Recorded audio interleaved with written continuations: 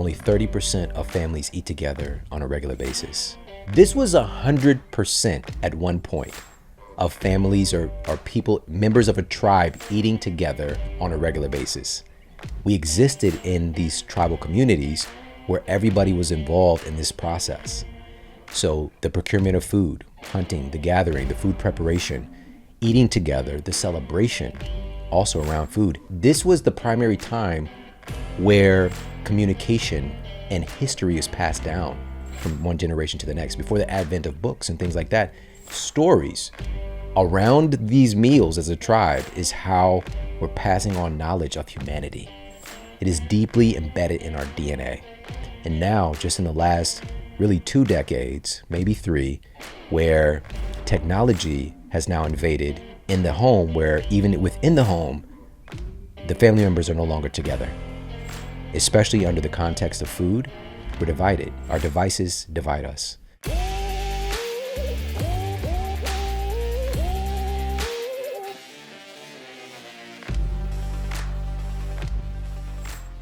Hey friends, welcome back. So today's show with Shawn Stevenson is brought to you by our friends over at bondcharge.com, the makers of the hottest and lowest EMF sauna blankets on the market. What I love about the sauna blanket is it gets up to 170 degrees Fahrenheit, which is one of the hottest ones out there, but they test this to make sure it's very, very low in EMF. So if you want to harness all the health benefits of sweating intentionally and getting hot on purpose, definitely check out bondcharge.com/HIH to save. This is an amazing tool that you can utilize to catapult your health in 2024 and beyond. Going in the sauna or using a sauna blanket before bedtime can induce relaxation, can help you recover from exercise. It's been shown to actually increase muscle protein synthesis and improve blood flow. So it's an amazing tool to be calm and relaxed and improve your quality of sleep and duration of sleep. So you can save by going to bondcharge.com/HIH. So in today's show with Shawn Stevenson, we talk a lot about the importance of eating with family, eating whole, healthy, real foods together with people that you care about. It turns out that when people eat together with their family and not and away from screens and not being on their screens, they have healthier body composition, healthier body weight, and they don't have the same prevalence of underlying chronic diseases. So I think it's really important to understand this research because you can eat these healthy foods, but if you're eating them in isolation or you're not eating together as a family, that might increase your risk to overconsume foods and even make poorer food choices. So in our household, we've been making a much greater effort after understanding this research, thanks to Shawn, to eating together as a community, to putting our phones in airplane mode, away from the dinner table, and focusing on making meals a family endeavor, which I think is really, really important. So let's dive into the details on this with Shawn. Hey friends, welcome back. We're with Shawn Stevenson, and Shawn, I really enjoyed talking with you as always. We became friends throughout the COVID pandemic, and a lot of folks followed our channel because we were sharing similar information. And I think one of the reasons why you reached out to me, you are a family person, a father. We really care about the future health of our children, and seeing lockdown, school closures, canceling of sports really helped us kind of bond over similar messages. And now you're helping families and children learn how to cook better and get away and move away from hyperpalatable processed foods. You have the new Eat Smarter Family Cookbook coming out. I was just telling my girlfriend the other day, it seems like we get stuck eating the same stuff over and over. So it's nice to have an aligned cookbook that's gluten-free, low carb, and has healthy recipes that the whole family will enjoy. So going back to maybe why did you write the book? I know you're a family guy, you have 3 kids. The state of affairs, maybe let's talk about, with children, mental health issues, obesity, metabolic health issues. What's the current state of health for our children right now? Well, part of this is even what you transitioned us into and how we connected was this is intentional about getting people reunited. There's a lot of divisiveness, and this was already happening, trending in our society in the first place, but this was just like a concentrated amount of that. Families being fractured, friends, and just socially, so bringing people back together under the umbrella of wellness and really pointing us to that as a new future. Because right now, just to talk about the current state of affairs, we're not doing well as a society. I'm a big fan of looking at the results. There's so many different options on how we can address things. And even we saw that during the pandemic. And that's great to have a lot of different options. But at the end of the day, we need to look at what is actually truly effective based on the data. And so the CDC's most recent numbers that they just put out in 2022, currently 60% of all United States adults have at least one chronic disease. 40% have two or more chronic diseases. And so what that means is with 60% of our citizens having at least one disease, that means if you are well, you are not normal. You're no longer part of the norm. It is now normal to have a chronic disease. And this is something that has transpired just recently in human evolution. And in the United States, unfortunately, and by the way, there's a light at the end of the tunnel. There's good stuff. We got to look at the issue and get really face to face with it. But we are currently the most chronically diseased nation in the history of humanity. 75% of our citizens are overweight or obese currently. The last numbers prior to the pandemic, 42.5% were clinically obese. We've got 60% of our citizens with some degree of heart disease already. We've got 115 million Americans are regularly sleep deprived. We got 130 million Americans now have type 2 diabetes or pre-diabetes. The list goes on and on and on and on. Not to mention our multiple epidemics of mental health conditions. Something is severely wrong. And we know what those things are. We know the causative agents for so many of these outcomes that we're seeing. But in reality, we are not being empowered to actually make changes that can help to reverse these conditions. And I know why.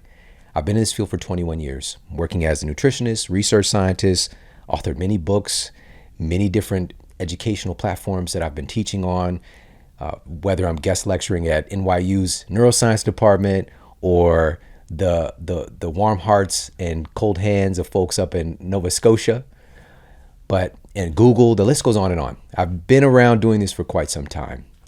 And for years, I was advocating for behavior change. And that is altruistic and as right as it might be, it's not the solution. Because if I'm advocating for somebody to change a behavior, we'll just say walking 10,000 steps a day, and then I send them into an environment that is against that behavior, right? If I'm recommending a behavior change as far as something that they're eating, swapping out some of these ultra processed foods for something more real and health affirming, and they go into an environment where they're riddled with ultra processed foods, where that's all that's in the refrigerator or in the cabinets. That's how I grew up, ultra processed foods. It's incredibly difficult to make that change in that environment. Not that it's impossible, just to be clear. We are very, very powerful. We are incredibly powerful, far more powerful than we give ourselves credit for.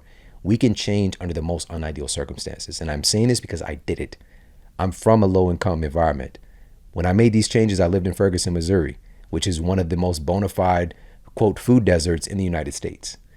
And also is dangerous for me to get those 10,000 steps in if I'm just going to go walk out in certain neighborhoods. Is real talk. I can go to the basketball court, and not that we could still have a lot of fun, by the way. 95% of the days, you're just going to be able to get some hoop in. But 5% of the time, somebody's getting shot. And this is where I come from. And so it's being able to take these things into consideration and understand the larger culturescape or the larger culture is unwell right now. And so we have to control the controllables. So what does that look like? That means intentionally creating a microenvironment around yourself that makes healthy choices easy. Rather than advocating for behavior change, how about we make conditions where the behavior is automatic? That's the solution. Because unfortunately, what we're doing when we are advocating for behavior changes for our clients, for patients, for our audience, and then sending them out into the world that is fighting against them, we're essentially treating the symptom of the condition and not the root cause. The root cause is the culture. And just to define that really quickly, what is culture?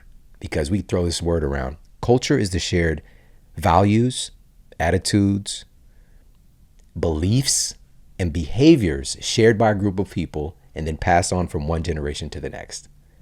That's what culture really is. And right now we have a culture that is unwell. And there's a great quote from Krishnamurti that effectively says that it is no well-meaning of health or aspiration to be well-adjusted to a severely sick society. And that's what we want to fit in. That's part of it. Like subconsciously, we want to be a part of the group. And right now we're not well. So that's the current state of affairs. And the reason that I wrote this book in particular, there were a couple of studies that just like, I have to write this book. because it's addressing the root cause and not just the symptoms, which we see these symptoms, the outward symptoms, I just talked about for adults, but for kids, right now, childhood obesity has tripled just in the last couple of decades. And that is correlated with this huge study that was done, and this was published in JAMA, Journal of the American Medical Association. They looked at ultra-processed food consumption by our kids for about 20 years. In 1999, the average child in the United States diet was 61% ultra-processed food. By 2018, it was almost 70%. Just in that time span, so 70% of the average child in the United States diet is ultra-processed food.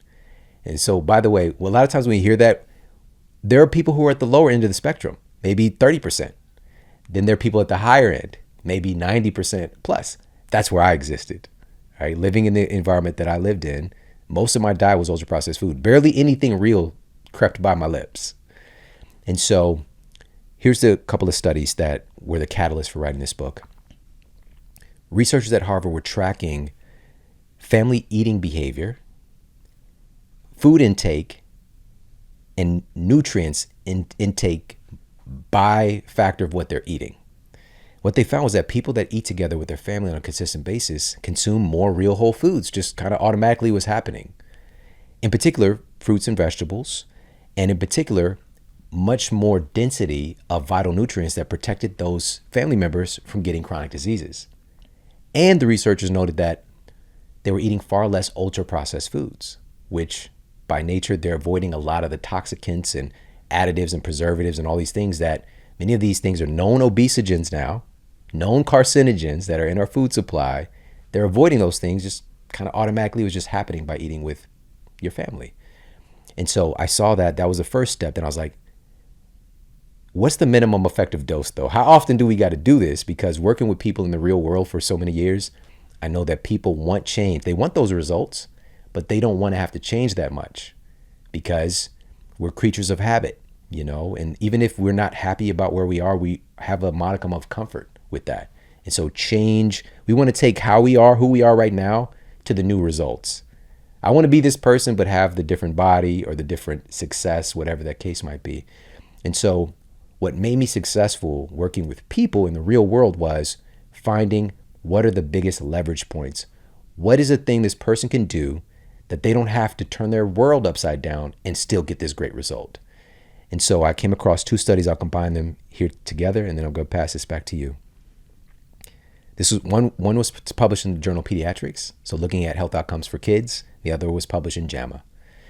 And the researchers indicated that 3 meals a week appears to be that minimum effective dose for dramatically reduced incidence of obesity in the children who are eating with their family 3 or more meals a week. Reduced incidence of developing eating disorders.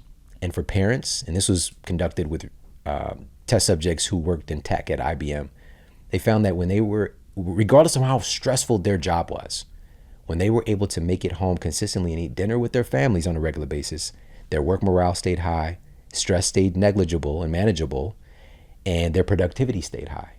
But as soon as things started cutting into their ability to eat dinner with their families, productivity went down, work morale goes down, and also this really interesting phenomenon of not being able to effectively metabolize stress in our lives.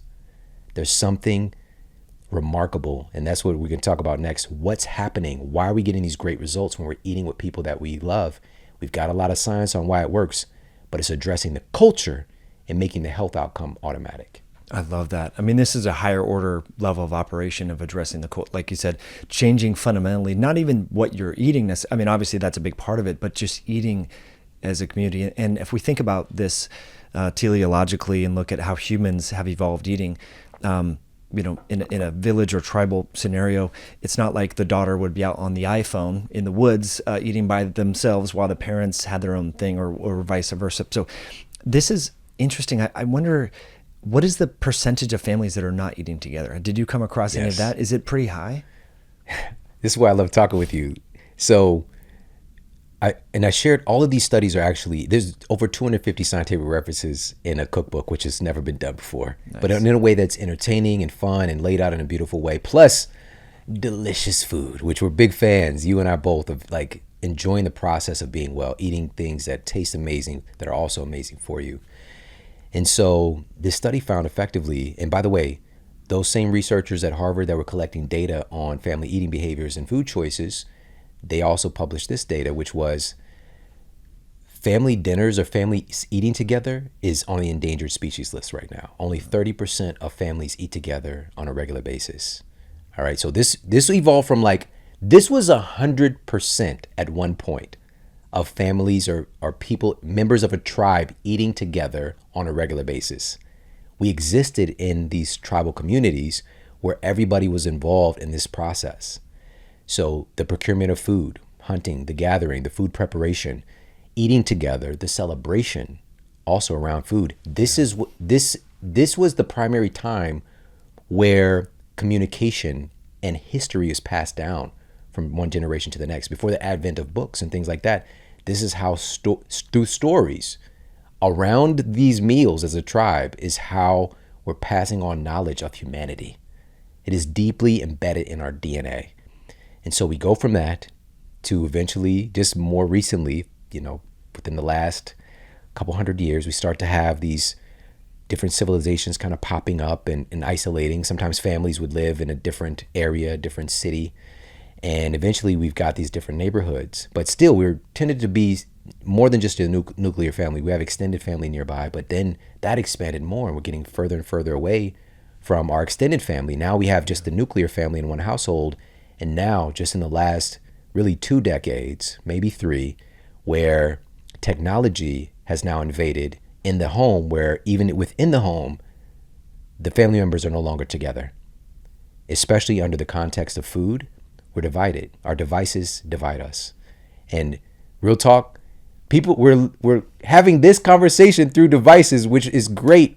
There's so much wonderful opportunity within that, but it needs to be supplemental. And we have to keep this in proper perspective. We need each other. Our genes literally expect us to connect. And I talk about some of the science, the epigenetic inputs in the book, but this is something that our genes expect us to do. We need real face time with real humans. And so knowing that this is on the endangered species list, I'm working to save the turtles, aka us, in this occasion. Like, we've got to save ourselves, our family members, because there's something protective about eating with people that you care about. And why the data is kind of, and we're just scratching the surface. These are just a couple of studies. Let's talk about one of the fascinating things with stress, just kind of pivoting off of those workers from IBM in tech. Why does this matter? Well, this was published in JAMA as well. This analysis was done. They found that 60 to 80% of all physician visits today are for stress-related illnesses.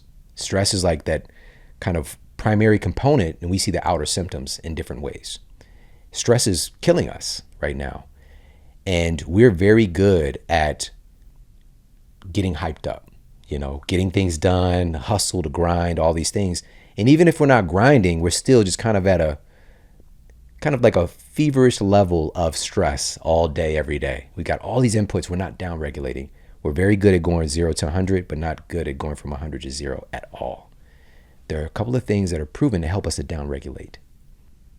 And so helping to down regulate stress, cortisol is often villainized. It's not that it's a bad guy, but if it's not in check, we can have some problems. Oxytocin. It gets the nickname, the cuddle hormone, sometimes the love hormone, but we produce more oxytocin being around people that we care about. Feeling seen, being able to contribute and to feel love and to express love, and to just be in proximity with people that we care about, we start producing more oxytocin. And it's one of the few hormones that we found that neutralizes or counteracts the effects of cortisol. So we're talking about down-regulating. This is part of why these family meals are so effective. The other part, just kind of pivoting off of that one nervous system aspect, is the overall nervous system. Sympathetic, fight or flight, right? We know about, everybody's heard this before, fight or flight. Even if we don't feel necessarily stressed, we're still kind of in that sympathetic state, just being up, walking around, dealing with stuff in day-to-day life. The parasympathetic state is nicknamed the rest and digest nervous system. Down regulating, being with people that you love, eating food you are inherently going to, and according to the data, assimilate your food better, digest your food better. Your elimination is going to be better. We're talking about actually healing. Like you're having a more healing experience with the food you're interacting with. Now, here's the rub that some people don't want to hear, which is in some instances, regardless of the quality of the food, eating lower quality food with people that you care about, your health outcomes are going to be better than you doing this in isolation in front of a device. We've got data on this as well. So one of the other studies that I share is people do, in fact, that eat frequently in isolation have poor diet quality overall and significantly lower intake of vital nutrients that help to prevent diseases.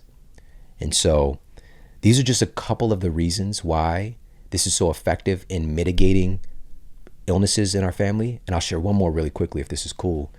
One more of these is the psychological impact, which is that time when you're sitting together with people that you care about, you get to see them. They get to feel seen. And we have a deep psychological need for feeling significance and feeling like we matter. And so much of what's going on in the world today, we can feel like we don't matter or that we're in competition for just being seen, for just being alive. We have to do so much just to feel important. What if you have that opportunity with the dinner table being a unifier? And by the way, it doesn't matter which meal it is, but it's a unifier where you get to feel seen, where you get to see your child. And also because much of our communication is nonverbal, you get to pick up on certain cues on how they're developing, what's going on in their life, what struggles they're having, what joys they're having, and be able to keep your finger on the pulse of things. But once that starts to get separated, and I've seen this literally happen in my life many times, and also the families that I've worked with over the years, when we start getting away from not sitting down to meals together, all of a sudden, the disgruntled nature of things starts to pick up. More and more problems start to pick up. So much more can be solved as a family unit when you have family unit time together, especially with good food being in the mix. I love this. I mean, it helps to address a lot of health issues that children are faced with now, the mental health component as well. So just sitting and eating with your child, I mean, you're having that communication. You get to know your kid. I read a statistic, I think most parents spend less than 15 minutes with their kid every day. Or that was out there. Because again, we're not eating together, we're not doing sports together. Parents are working later. Kids are, on screens and eating mac and cheese in the room by themselves on computer, learning about who knows what. So I love this cultural shift. And I'll be honest, in my house, we make an effort to eat together, most days, but there's days that we don't. And now I feel guilty about it. After hearing all this information, it's like, wow, this really reinforces a lot of shifts that I'm going to make in my own, eating habits and patterns, which I think are very helpful. But the culture is kind of interesting, right? We think that we should go out to dinner and then have chicken wings or fried food or this. And so just reinforcing eating at home. I mean, that's part of the problem is when you go out to eat, you don't even really know what you're eating. And that is fun to go out on a date night and this and that. But the way that I look at this is like a date night for your family, just 3 days a week, which is doable, which is amazing. I want to get into some other aspects of trends and perspectives and things like that, but just to highlight a few recipes in the book, all real food ingredients.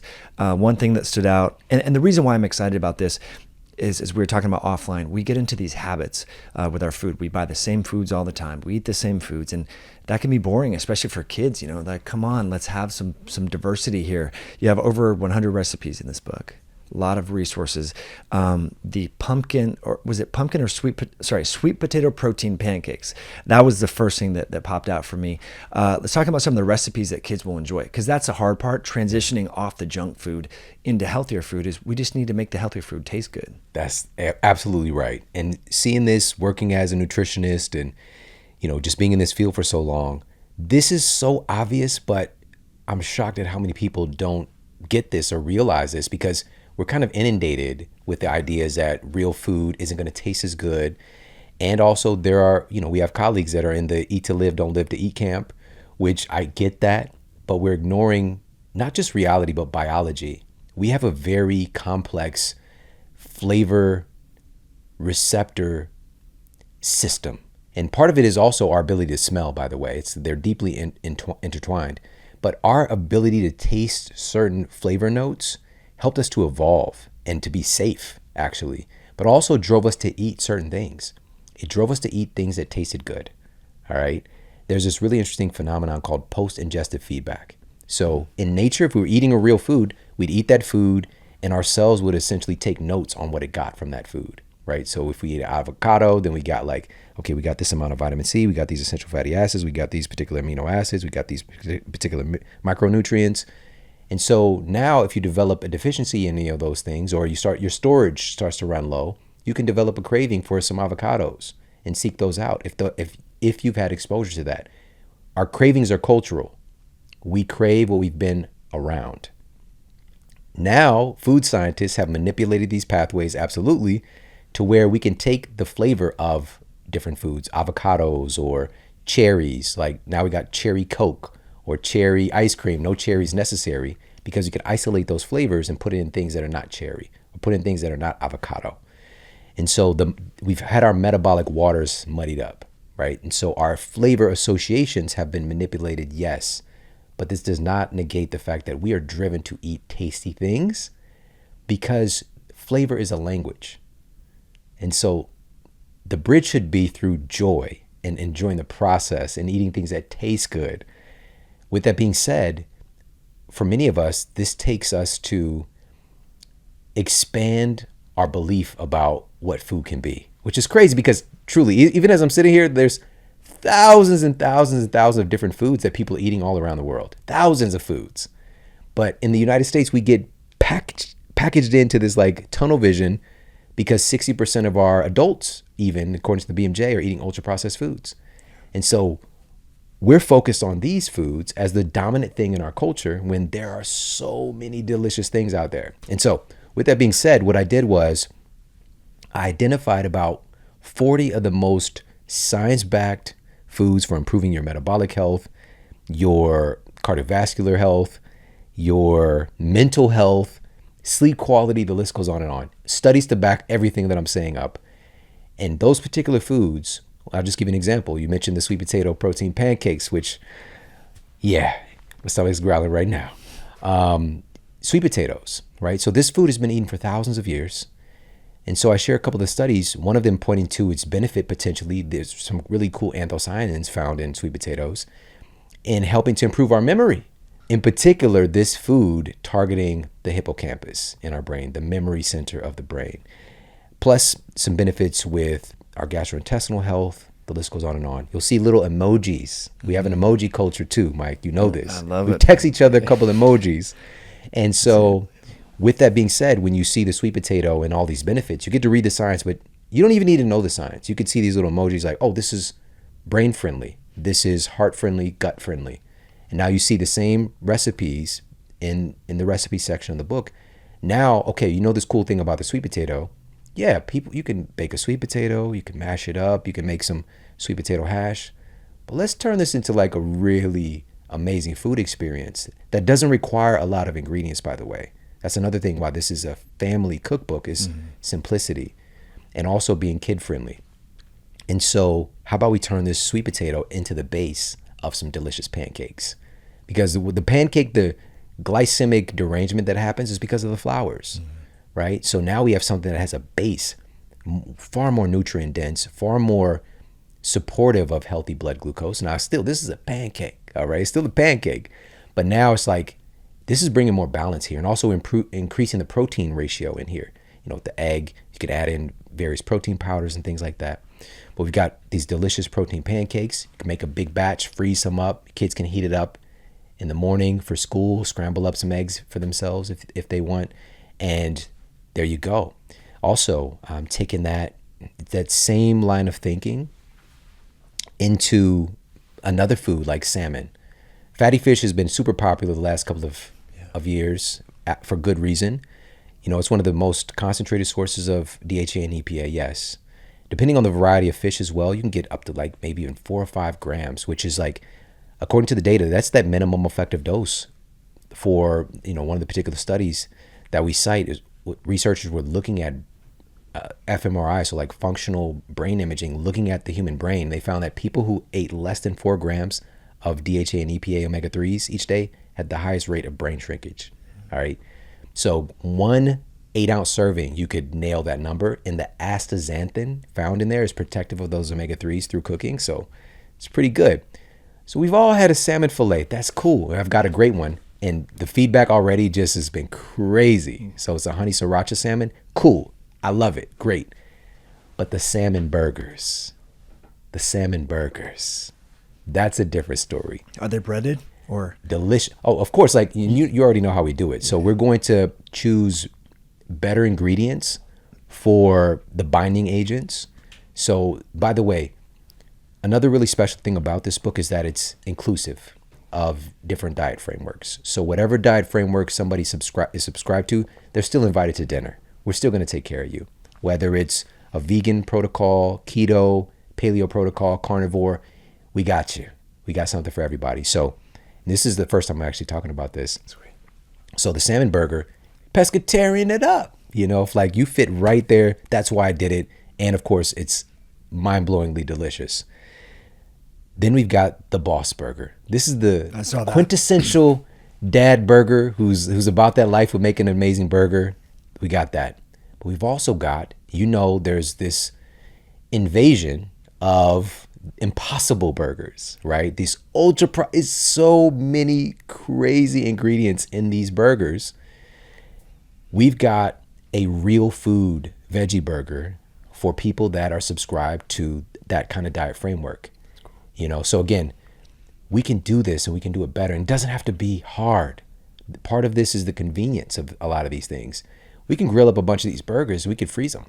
We can make this for easy access. But now we're making sure we're getting real nutrient-dense whole foods as the basis of our diet. Shawn, I love this because so many people can... Shawn, I love this because people can kind of pick their path, what works for them. What I found on the internet is many people will gravitate towards one diet or the other. And oftentimes they get bored. And I'm speaking specifically of the carnivore diet. I've benefited from that, but I have many clients that I work with, they just get bored of eating meat all the time, and they might notice some health improvements, gastrointestinal sort of reset, minimizing the anti-nutrient load, but they want to slowly reintroduce more flavorful foods. And you have over 100 recipes and give people an idea of a low antigenic food and add some novelty to it. I was just looking at the guacamole recipe, which I make all the time, but you add chlorella in that, I believe, or Spirulina. Yeah. And I was like, that is such a good idea. I'm like, wow. So, and the reason why I bring this up is because I cook all the time. I would consider myself to be a good cook. And just glancing through this, before we started recording, there's so many recipes and new ideas that I'm inspired to learn from. I think cooking, as you know, it's a lost art. We're not taught this in school. Yeah. And I think that's part of the process is people are intimidated about cooking healthy food for themselves. So they gravitate towards the Impossible Burger. Well, we hear plant-based is linked with lower risk of cardiovascular disease. So we're just going to buy this ultra-processed, canola-enriched stuff. And that's supposedly healthy. So you make this easy, accessible.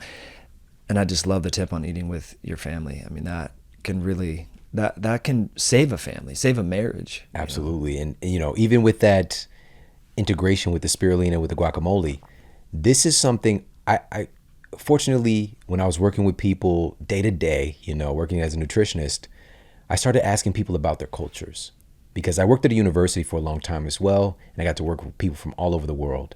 And one thing, by the way, that I noticed was that every culture ate cultured foods. Every culture ate some form of a cultured food, whether it was like a fermented bread in Ethiopia, fermented shark in Iceland. Every culture had some form of cultured food. And I was just like, that is so interesting. How did humans figure this out? No matter where they were on the planet, they were doing the same thing. So fascinating. Yeah. And by the way, I shared a study in the book with kimchi, just looking at which kimchi is having a moment right now. But essentially the researchers had people and this is a randomized trial, to consume kimchi or the unfermented version of the ingredients. Right, so like the cabbage, daikon radish, whatever. And they found that the people who were eating the kimchi that was fermented, they had a significant reduction, and I put the exact numbers in the book, reduction in belly fat, reduction in weight loss, reduction in BMI. Something happened when they were eating the fermented version of this food. But the question is, how are we going to use it, right? And so kimchi is one of those like traditional foods. When it comes to spirulina and the integration with the guacamole and avocados, Aztecs, Mayans, spirulina was a pretty potent protein source in these cultures. Chad in Africa, for example, they've been utilizing spirulina for thousands of years. And so even chocolate, chocolate's gotten a huge moment the last couple of even decades now. More people are like getting more to the origin of chocolate, the cacao. And, that's awesome. But even traditionally, they weren't making like chocolate bars or, like sweet chocolate drinks out of it. They were doing spicy vibes. So like spicy combinations with chocolate. So one of my other favorite recipes, which I'm actually making on Good Morning America, is a slow cooker chili recipe, beef chili. And it's got a little dabble of some cacao in there, right? And it's just like, it hits a note that just sets it off. It makes it like, oh, this is different. This is amazing. And it's just also so wholesome. This is another aspect of this, is that eating real food from people that you love or that you're making yourself, and there's an energy exchange in that. And, I'm very analytical. It's kind of my nature. And I'm also very much aware of, we're in quantum physics now. That's where we are. We see this stuff in movies, like Ant-Man's out here dancing around the quantum mania or whatever. No, seriously. Everything is made of energy. I see you as this solid thing. You're just a bunch of atoms that is just spinning around at this like incredible pace. And you're made of energy. You are energy. We are energy. Most of what we're made of is like biophotons. It's really cool stuff, our DNA itself. And that being said, there's an energy exchange. And we even know about the observer effect, for example, in clinical trials. Like just our attention being on things affects the outcome of things. And so taking this power back, because when we're pulling up in that drive-through from McDonald's, like I'm pretty sure that person doesn't give a shit about you, respectfully. I'm sorry, but probably doesn't. And I'm saying this I was that guy. I worked a lot of people's first job is a fast food restaurant. You're just trying to do what you got to do. But there are anomalies of people that just like, they're trying to be of service and all the things. But oftentimes we don't know where that food is coming from. The whole process is gone through to get to you in the first place. All of that stuff does matter.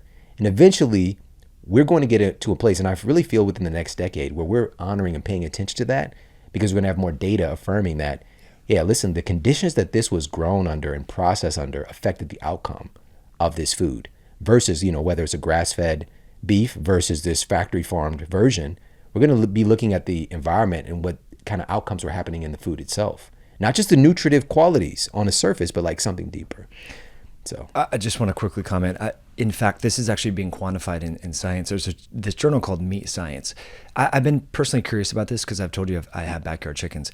And so this notion of pre-slaughter stress is emerging in academic circles. And they're recognizing that, wow, stressed out animals, the quality and the taste of the meat is actually quantitatively different and unpalatable.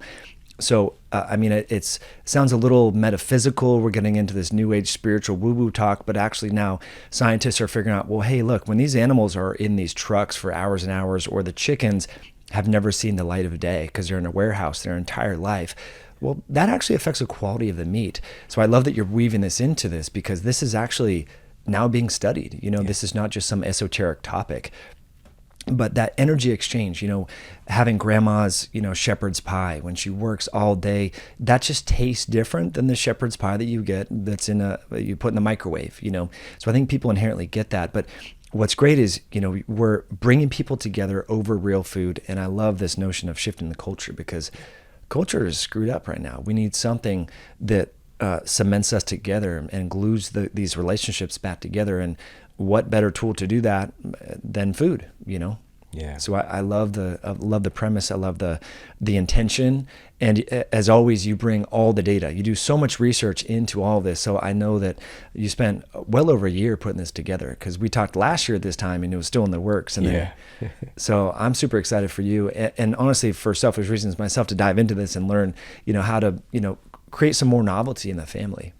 Yeah. And that's, at the end of the day, it's about celebration. It's about connection. It's about fun. These are the things, all the years that I was working, when I would ask people, when they're coming in and they want to change their life, they want to get healthy, whatever the case might be. And I asked them, what's the most important thing in your life?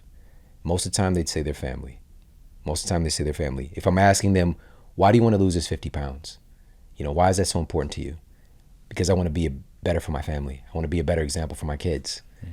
And so hearing that over 90% of the time when people say that their family is the most important thing in their universe, but then when I ask them about the way that they're living their life and the things that they're doing on a day-to-day basis, it usually is a huge mismatch from what they value most. And so this is about shifting our priorities, but in a way that we don't have to turn our universe upside down. This is making a decision. Let's put 2 to 3 family meals on the calendar if we're not doing it right now. And whatever that is, this could be, family dinner on Tuesday, Thursday, and then, family brunch on Sunday, or, family outing Saturday for a restaurant, and, 2 meals at home during the week. Whatever flavor, you match it to your lifestyle, but employing that thing is going to start to feed over into everything else. It's going to start to make your work life better. It's going to start to make your health better, your relationships, which impact so much about us. The list goes on and on. And so this is really a catalyst for a movement of getting us connected as humans, because this is more important than ever. There is like some John Connor vibes here, like there is this whole manifestation like artificial intelligence and all these things. We really need to have our family units in a good place and as a society. And really, this is the way for us to solve our bigger problems, is when we can work together and to develop more patience and compassion and understanding. But it's very difficult to do those things when we don't feel well, period. It's not that we can't when we don't feel well. It is just harder. And so I'm very proud of this project, but also, this is my life's mission. I didn't know it at the time because, I've been working to educate the public, but I didn't know that my superpower was my family all along. And so to be able to share this and to model healthy family structure and healthy family behavior, and to provide clinically proven tools for other families to take these pieces on, we could transform the larger culture so much faster when we focus on shifting the microculture in our own households. I love that. And you're a paragon of being a family man. My first impression of you outside of in real person, real time, was Braden opening the door, looked me in the eyes and shook my hand and said, "Welcome in, Mr. Mutzel." Then Jordan came up, your son, shook my hand. It was a nice firm handshake. I'm like, right away, that first impression, before we even saw each other face to face. And so you're really instilling good values, and so that I think is really important. Sometimes I go to friends' houses and the door rings and the kid will just open and just walk away. They don't even acknowledge or make eye contact, and that I think is problematic. I mean, how can you expect, the kids are just doing what, they are taught or aren't being taught. So I love that you're instilling these values, because it really shows in your own family and your children, which is fantastic. I just want to comment on the kimchi. I'm a huge fan of kimchi. We just, prior to recording this, we talked about your summit as a part of a bonus for this book that I want to get into in a moment. But kimchi, I mix that in with my daughter's food as well with some of the mayonnaise. But the story that's relevant is I went to South Korea twice. I gave a talk out there, and it was a bunch of medical doctors that are doing the South Korean Functional Medicine Society was the group. And so we're out to dinner. Before dinner and after, they're having kimchi. Every time. It started raining, they wanted to go have makgeolli, which is like a rice wine. They like to drink when it rains out. Kimchi while they're drinking this rice wine. And so we started talking. I started to notice that the adults were not overweight. I didn't see any overweight or obese adults in South Korea, but I did see the children there were some obese children. And I asked these doctors, so are the kids eating American foods? Well, they're like, yeah, part of it is the American food consumption. The other part of it is the moms are working now, and there's not as much multi-generational household. So grandma is not making the kimchi. They're buying the kimchi from the store, which may not have the same fermentation process or duration that you mentioned, where you have real kimchi and then you just have cabbage. It's the same stuff. It's just one undergoes bacterial fermentation, the other doesn't.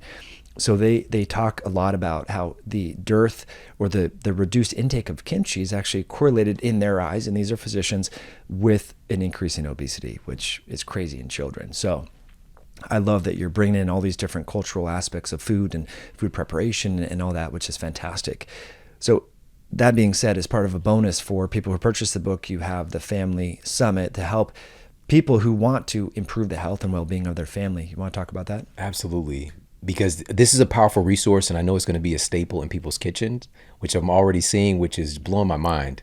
That's one of the benefits, again, of social media. You get to see this, that, people are in their kitchens, they've got their kids. I've received so many pictures of people and their kids just smiling with these recipes. It makes it all worth it.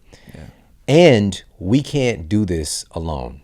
All right. So even with me and such a powerful resource, we need to hear from more experts. We need to hear from other people who are in this space, who have kids, who found a way to create a culture of health. Like here, because you're going to pick up different tips and little insights, little switches are going to get flipped in your mind depending on what resonates with you.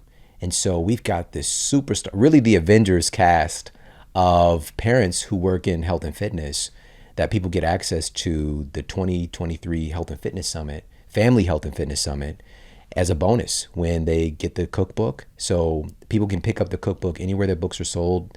Eat Smarter Family Cookbook, Barnes & Noble, local bookstores, Amazon, your favorite online retailer.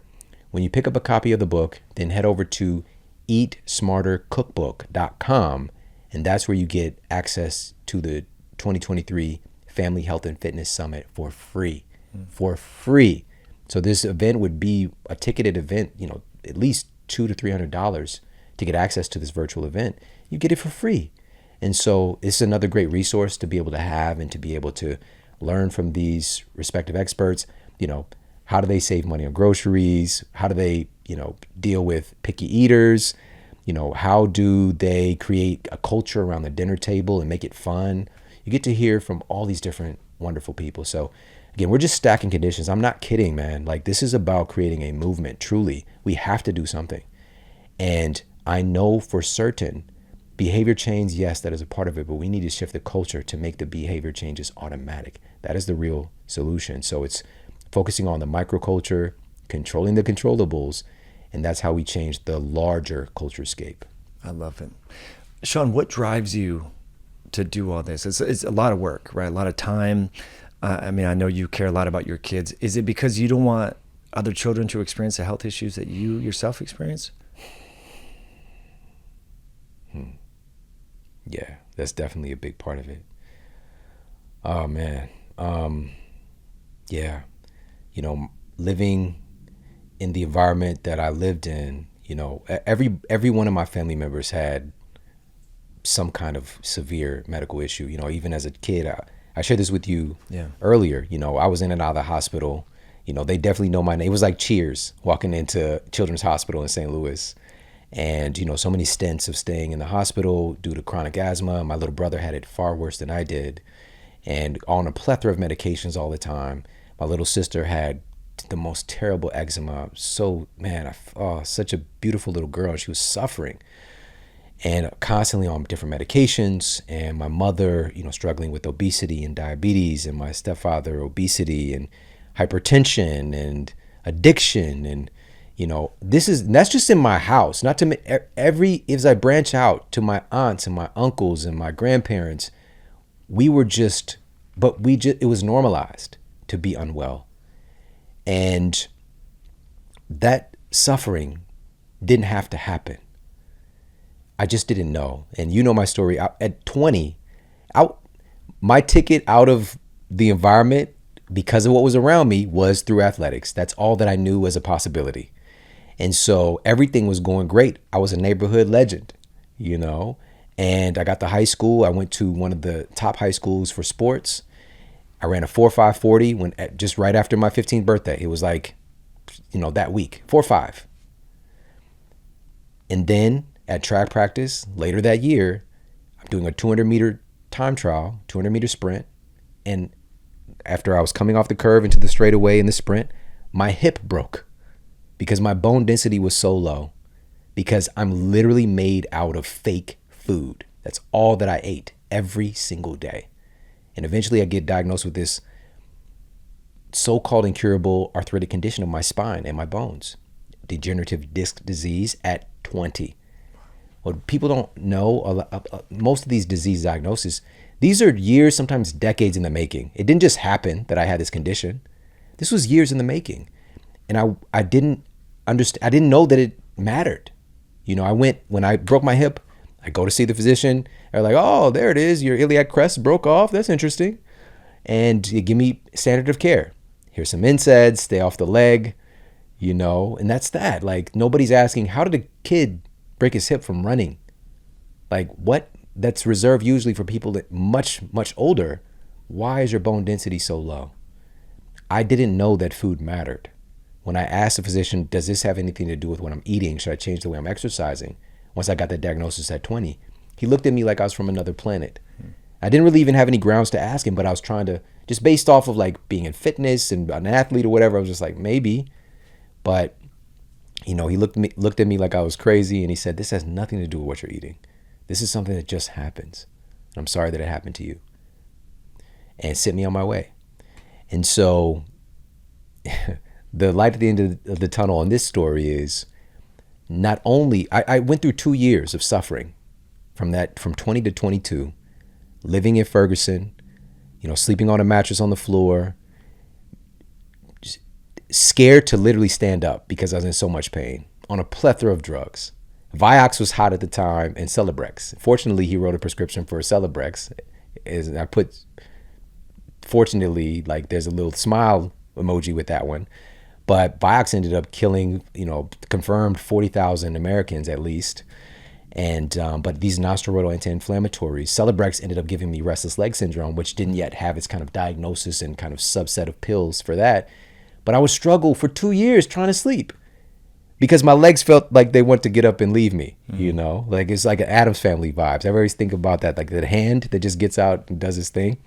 But that's how my legs felt. And so I just couldn't get well. I couldn't sleep well, so I could never get well.